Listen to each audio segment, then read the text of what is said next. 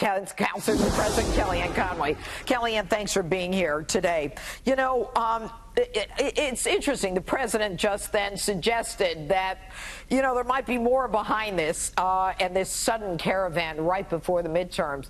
I must tell you, it seems to have happened all of a sudden. I mean, I haven't heard about a caravan since Obama invited them in 2014 and 15. What do you think is the genesis of this sudden movement toward the U.S. border? Well, Judge, whatever the genesis, it's so great that the cameras and the Klieg lights are on, because I'm always a fan of just showing America what is really happening.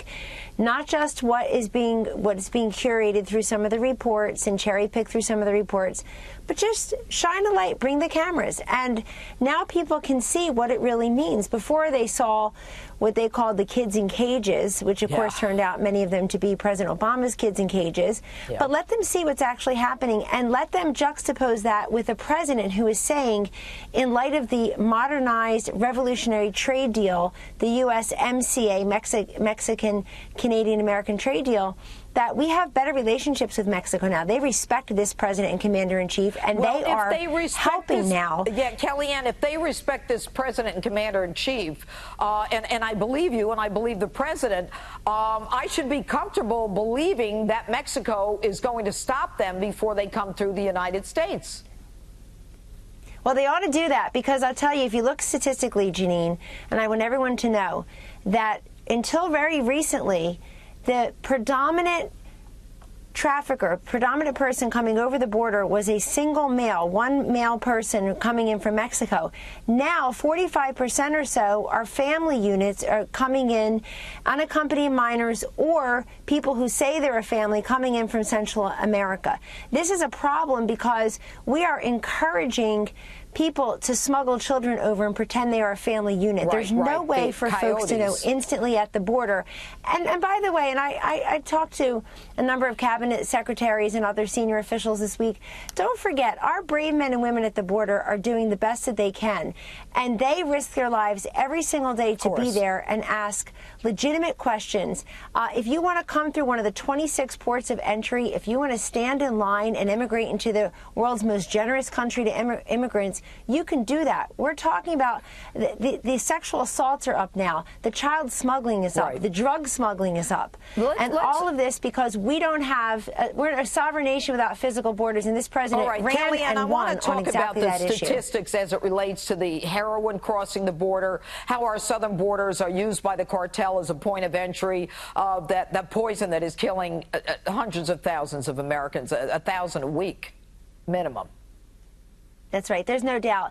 This president has had as a major focus stopping the drug supply and drug demand crisis that is rolling this nation. 72,000 Americans dead last year. 90% or so of all heroin in this country comes through the southern border. Obviously, the cocaine comes through the southern border.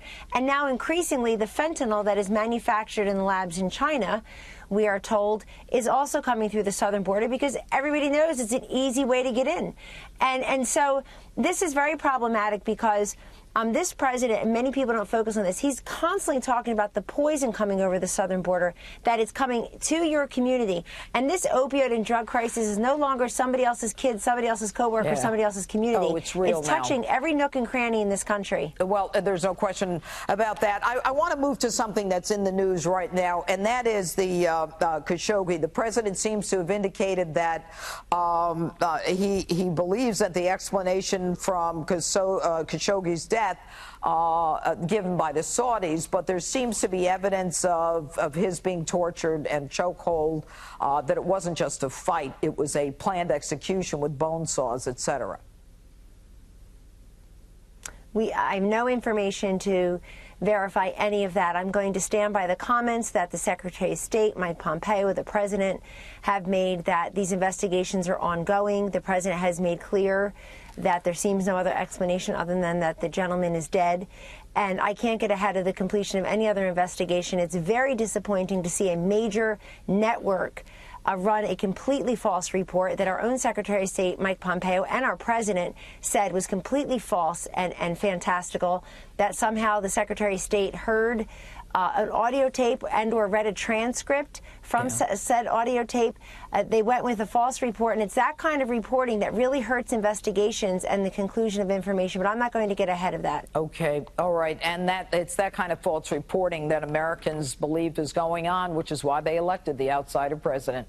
Kellyanne Well, I think Conway. it's why. Look, that's right. It's and that's also why the media has a 20% approval rating. And look, the president has said, if in fact this happened, then there could be severe consequences. The vice president Kellyanne reiterated Conway, that. thanks so much for being with us tonight. Thanks, Janine. All right.